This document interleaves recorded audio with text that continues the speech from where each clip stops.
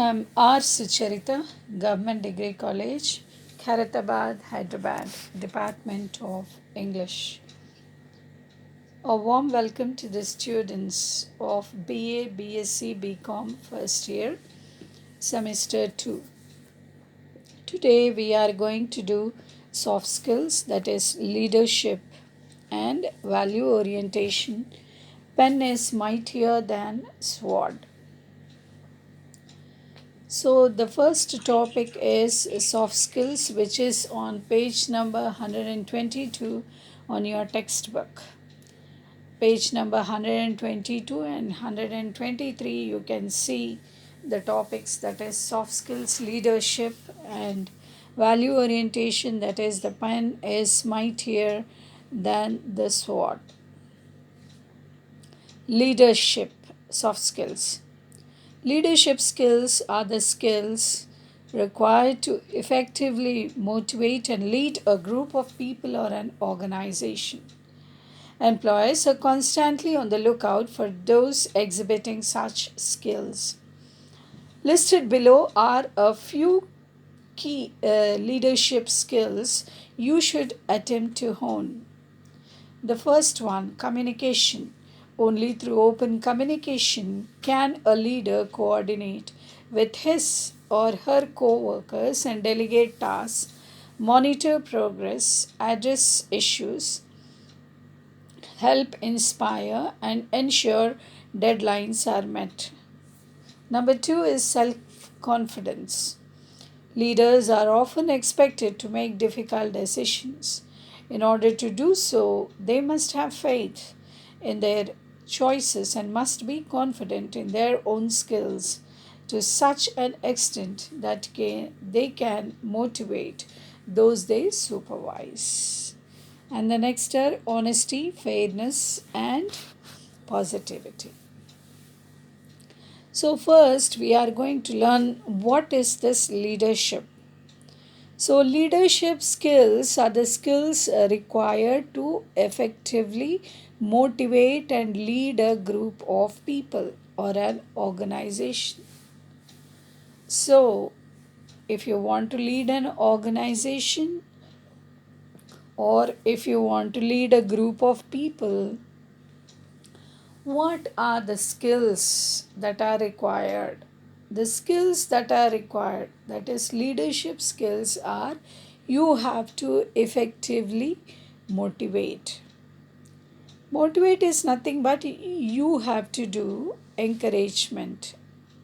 So you have to encourage the group of people who are in your group or an organization. You have to effectively motivate them. And employees are constantly on the lookout for those exhibiting such skills. So, the employers in very big MNC companies or organizations, they are looking out for the people who are exhibiting or who are worthy of such skills, the worth which they have. So, listed below are a few key leadership skills. So, what are the important leadership skills that you have to attempt to hone?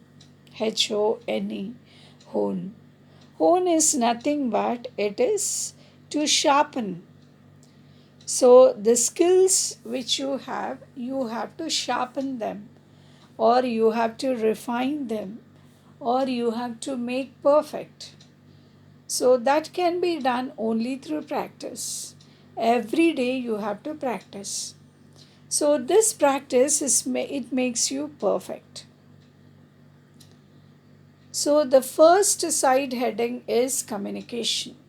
Communication is the first soft skill when you want to be a leader. So, only through open communication can a leader coordinate. So, how can you coordinate or how you can link with the people in your group? It is only through open communication. You should be able to speak in the language they understand, or the important languages are English, Hindi, especially when you are living in Hyderabad. The three languages, English, Hindi, and Telugu, are the three languages where you should be the master in order to communicate with the people in your group or in the organization. So, communication is very, very important. Can a leader coordinate with his or her co workers? So, you should be able to work with your co workers. So, the first weapon that you have is communication. So, you have to coordinate with them, that is the co workers, and you have to delegate tasks. Task is nothing but it is the work that you delegate. Delegate is nothing but divide the work according to their skills. And the next thing is you have to monitor progress. So, how far they have done, you should be monitoring them. And you have to address issues. If there are any issues, you have to address them, you have to help them, and you have to inspire them, encourage them, and ensure deadlines are met. So, with this, you can meet the deadlines, and you can be sure that those deadlines are met. So, these are the important things a leader, a person who is a leader in an organization or leading a group of people. So, the first one we have done, that is communication. And the next one is self confidence. Leaders are often expected to make difficult decisions. So, leaders will be having, they they are expected and they have to make difficult decisions. So the final decision is done by the leader in the group, and he has to make difficult decisions. Of course, it may be hard, but he will do. He can do only through self confidence. So, in order to do so, they must have faith in their choices. They have to make the right choice always. And the choice they make, they have to have faith. They need faith and must be confident in their own skills. Whatever skills they possess, like communication skills or writing skills, etc., etc., whatever it may be. So, whatever the skills they possess, they should be confident to such an extent that they can motivate those they supervise. So, the people whom they are supervising, they have to motivate them in that way. They have to encourage. So, that is only called as supervision. So, this is self confidence. And the third skill is honesty. In order to maintain a company's integrity, leaders must be honest and ethical, ensuring co workers never have to do things they might be uncomfortable doing. Fairness. A leader will have to assign projects to co workers. This means that he must understand the strengths and weaknesses of his her co workers and then delegate tasks fairly in a diplomatic and objective manner. Doing so will help resolve any potential work issues. Positivity, the last one. Focusing on the positive and always looking for solutions can result in a leader inspiring co workers. Leaders must thus strive to be good role models. So the third one is honesty. So in order to maintain a company's integrity is nothing but being true, or truth itself is the essence of integrity.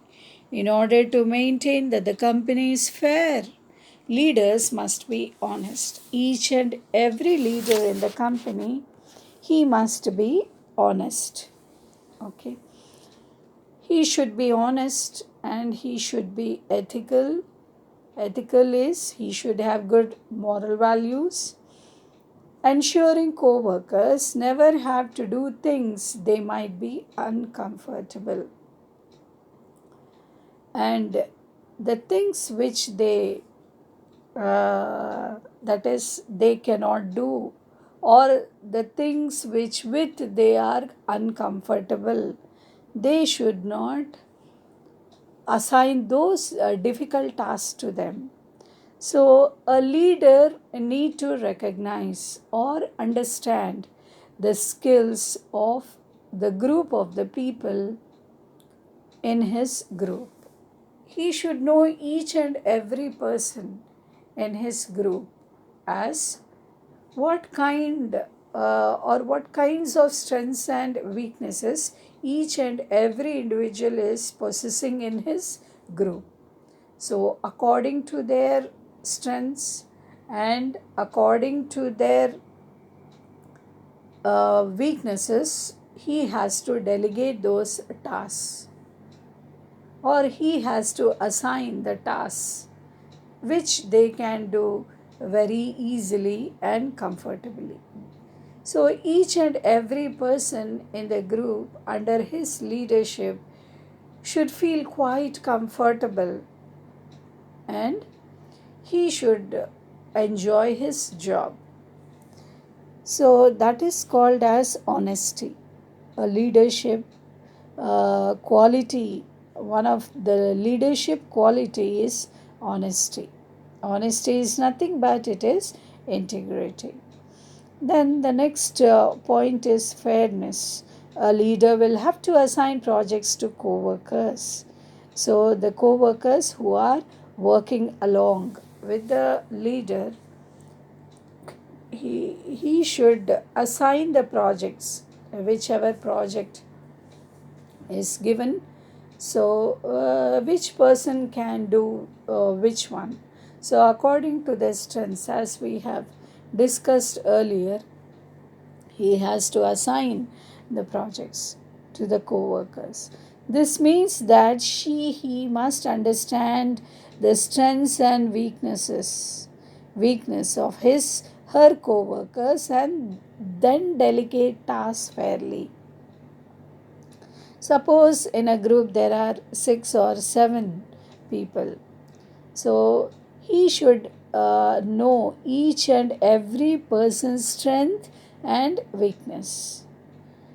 So, according to the strengths, he has to delegate the task in a fair manner. So, if he cannot do that, if he gives that project to him, that means he is an unfair leader. So, he has to delegate tasks fairly in a diplomatic. Diplomatic means managing good relations. So that is called as diplomatic. So he should have good relation with each and every person in the group and objective manner. So doing so will help resolve any potential work issues.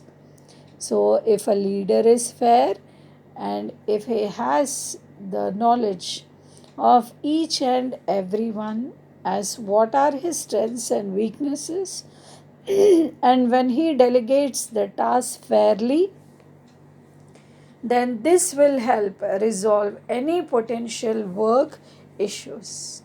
So that leader is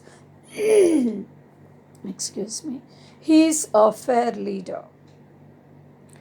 So fairness is very important quality as a leader. Then the next one is positivity. Focusing on the positive and always looking for solutions can result in a leader inspiring co workers.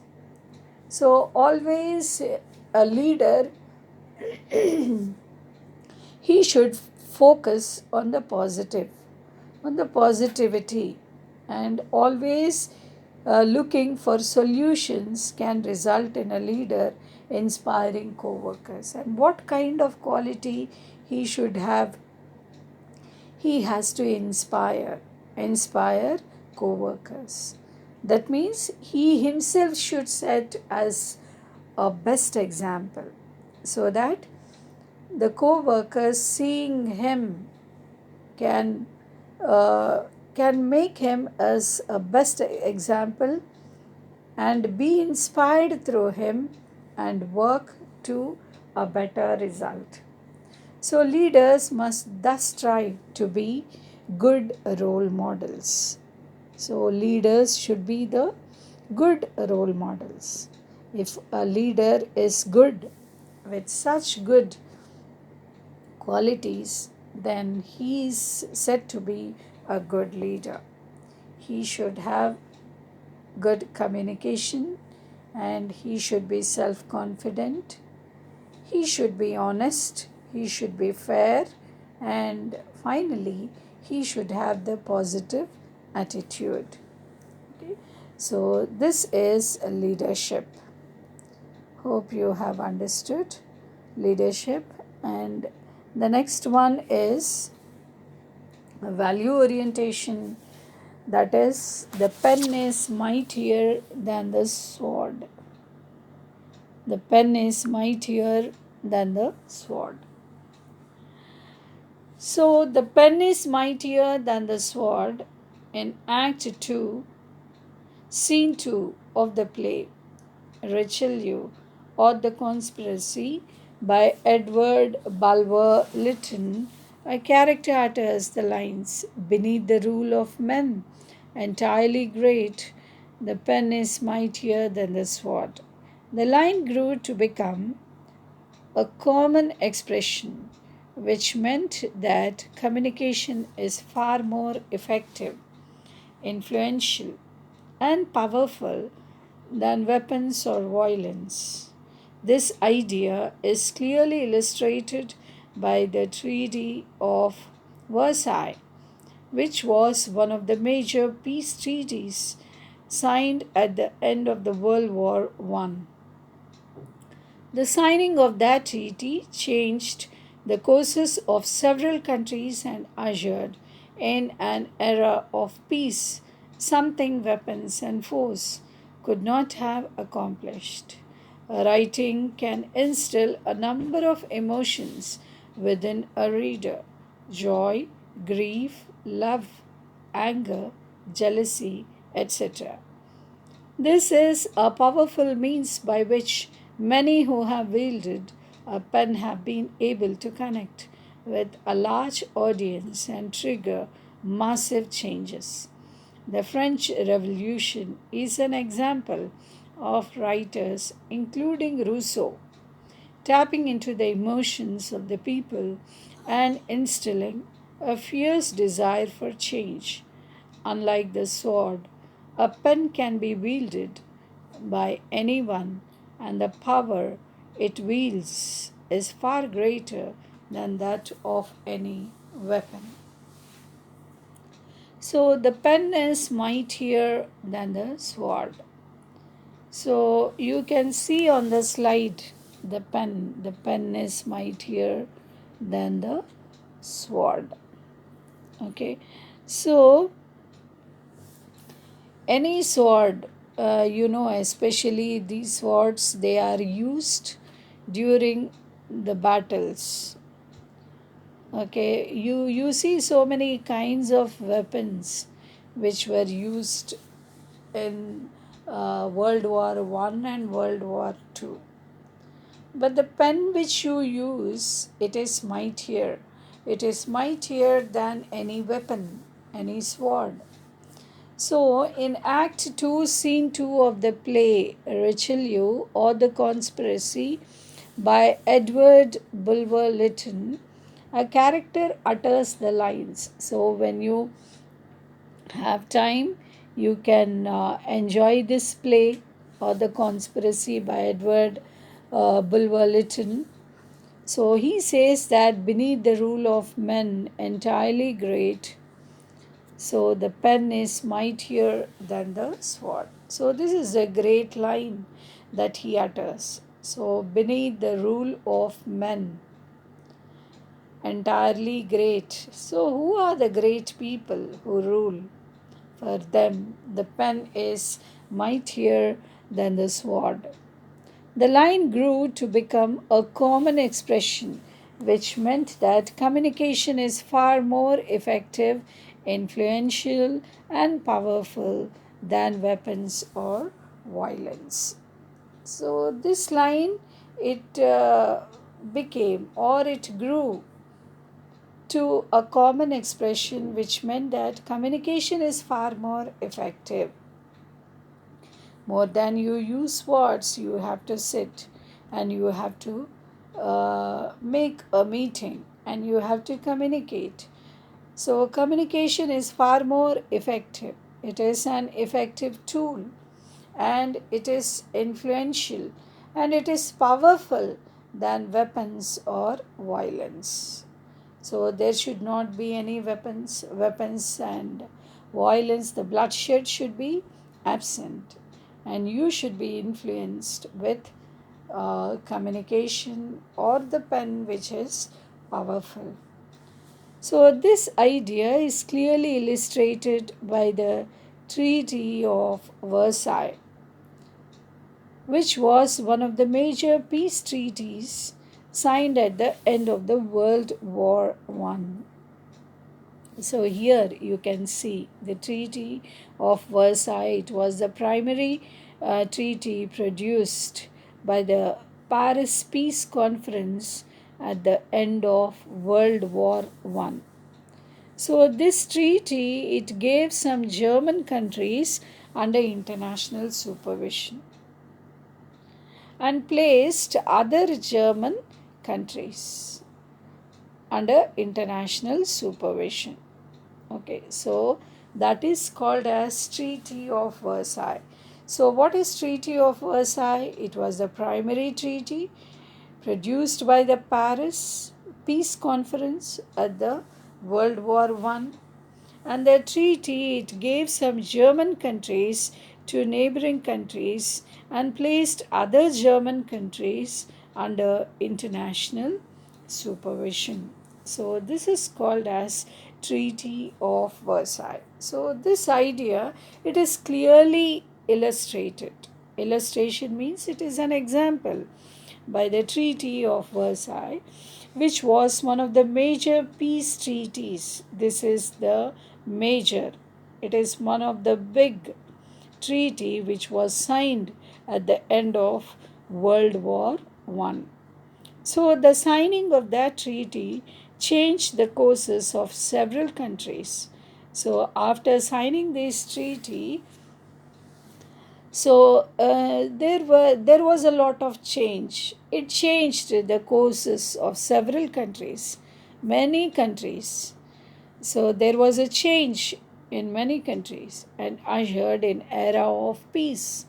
So from then onwards, what did they do? They started to follow peace. So that is why it is called as an era of peace, something weapons and force could not have accomplished. So weapons and violence should not be used in force. So that is why this peace treaty was signed by several countries. That is something weapons and force should not be accomplished. So writing can instill a number of emotions within a reader: joy, grief, love, anger, jealousy, etc. So writing, when you write a short paragraph, or if you write a short story, or if you write a book or whatever it is, So it can instill a number of emotions within the reader. So the person who reads, he will be undergoing so many emotions. Okay, so what are those emotions within the reader? It is joy, the happiness which he enjoys, and then grief is nothing but it is the sorrow, and then love. He will be enjoying the emotion of love, and he will be feeling anger, and then jealousy, all these, etc. All these emotions, they are instilled within a reader, especially in writing. So this is a powerful means by which many who have wielded. So what is the meaning of wield? Wield means it is use power or authority.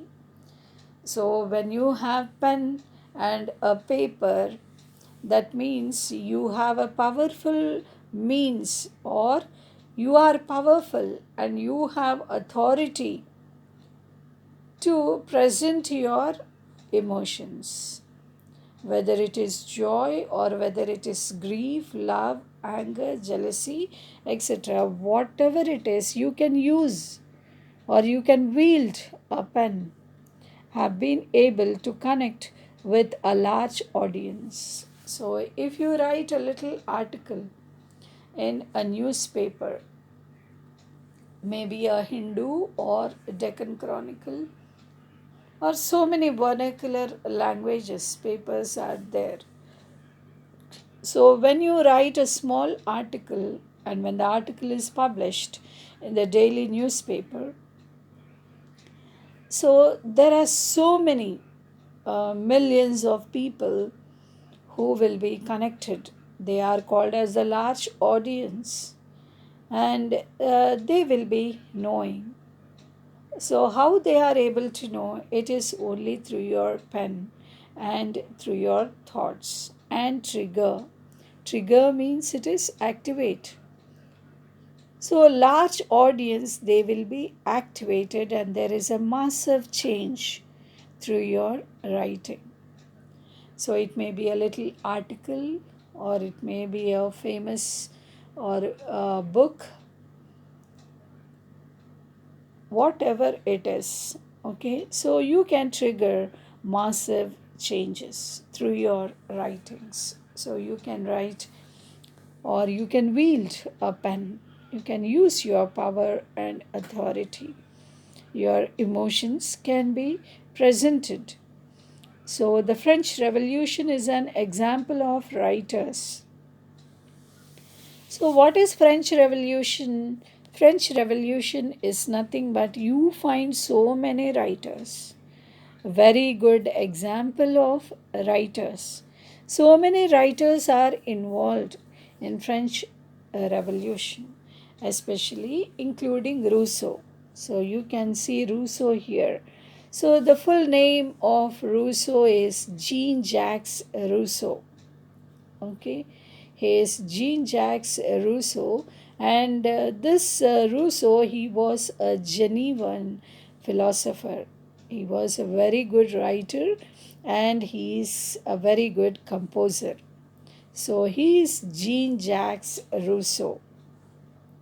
So French Revolution is an example of writers, including Rousseau, tapping into the emotions of the people. So what did he do? He was tapping into the emotions of the people, and he was instilling a fierce a desire for change. So they should be changed. So how did he do? How did he instill that fierce desire for change? How did he do? Only through his writings. He was a very good, genuine philosopher, writer, and composer. So, unlike the sword, a pen can be wielded by anyone, and the power it wields is far greater than that of any weapon. So, a pen it can be wielded by anyone, anyone can use this power and anyone can use its authority. So once it is wielded, the greatest work will be understood by large audience, and there is a massive change in the society or in the world or in the country, and the power it wields is far greater than that of any weapon. No weapon is equals pen. No weapon is equivalent to a pen, and the power it wields is far greater. It is much greater. The pen is much greater than any weapon. So, this is the pen is mightier than the sword. Okay, so another topic also I'm going to teach you, that is oxymoron and hyperbole. What is an oxymoron? An oxymoron is a figure of speech that juxtaposes elements that appear to be contradictory. It combines words that have opposite or very different meanings. So, this is an oxymoron. Oxymoron, it is a figure of speech and it juxtaposes. Juxtaposes means it places side by side. Okay, they are something like contrary, making sense, that appear to be contradictory. Contradictory means they are just the opposite, but when combined together, they make sense. And we enjoy these oxymorons. So, these oxymorons, they are literary devices in English literature. And in AD 400, the origin, it is from the Greek. All these are from the Greek people. Oxymoron is a Greek word. So it combines words that have opposite or very different meanings. Very different meanings you can see in these oxymorons. She let out a quiet scream. Quiet. Quiet is very silent, is called as quiet. And what is scream? Scream means it is something like producing a very big sound, loud. The louder screaming is called as scream. So, quiet is opposite to scream, and scream is opposite to quiet. She let out a quiet scream. So, quiet and scream, they are contradictory. So, that is why the words which are combined here, both the opposites, quiet and scream, are only called as oxymorons. So, she let out a quiet scream. What is the oxymoron? Quiet scream should be underlined. The design is composed of an irregular pattern. Irregular is just the opposite of pattern. Pattern means that which is regular or that which is systematic is called as pattern. So the opposite to pattern is irregular. So the design is composed of an irregular pattern. So irregular pattern is the oxymoron. Hyperbole. So what is hyperbole? Hyperbole is a figure of speech in which exaggeration is used for emphasis or effect. So, this is also a spice of language, English language, just as oxymoron. So, hyperbole is also a figure of speech in which mostly you can see the exaggeration. So, why is the exaggeration used? It is used only for emphasis. Emphasis is something like pressure or something like putting stress or effect. The suitcase weighed a ton. Weighed a ton is what? It is hyperbole. So, no suitcase will be weighing 100 kgs, isn't it? So, it is like that. So, the suitcase weighed a ton. Weighed a ton is hyperbole. She is as skinny as a toothpick. She is as skinny as a toothpick. So, it is not that she is so thin as a toothpick. Nobody will be as thin as a toothpick, isn't it? So, what is this as skinny as a toothpick? It is nothing but it is exaggeration, and it is hyperbolic exaggeration. Okay, so that is why they are called as hyperboles. The suitcase weighed a ton. Weighed a ton is hyperbole. Skinny as a toothpick is a hyperbole. Now we are going to learn some more hyperbolic expressions by underlining or by recognizing them. We had to wait forever for the bus. So forever, we don't stand for a bus forever, isn't it? So forever is a hyperbole. I have a million things to do.